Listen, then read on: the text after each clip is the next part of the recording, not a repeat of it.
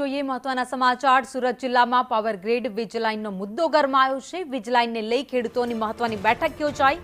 ઓલપાડ, માંગરોળ, કામરેજ, બારડોલીના ખેડૂતોએ બેઠક યોજી હતી। ખેડૂતોને થનાર અસર અને વળતર અંગે ચર્ચા કરવામાં આવી। ખેડૂતોને યોગ્ય વળતર મળે તેવી માંગ કરાઈ છે।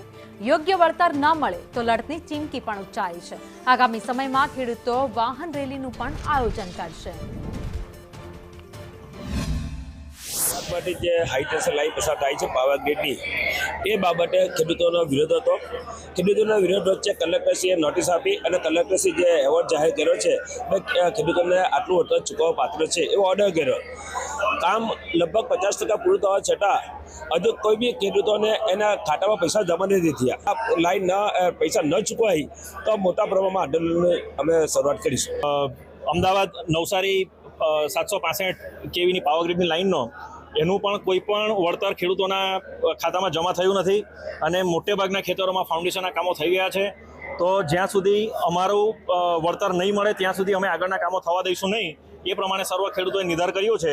અને એની સાથે જે વટામણ, નવસારી અને સ્ટરલાઇટની જે લાઇનનું કામ ચાલુ છે એ પણ જે વળતર ચૂકવવાનું હતું એ ચૂકવ્યું નથી। એટલે આજની અમે મિટિંગમાં એ નક્કી કર્યું છે કે ભાઈ જ્યાં સુધી અમને વળતરના પૈસા નહીં મળે ત્યાં સુધી આગળનું કામ અમે કરવા દેવા। દરેક ખેડૂતોએ આ મિટિંગે નક્કી કર્યું છે કે જ્યાં સુધી અમને યોગ્ય વળતર નહીં મળે ત્યાં સુધી આ 3 કંપનીના કામો અમે કરવા દેવાના નથી। એટલા માટે અમે આજે આ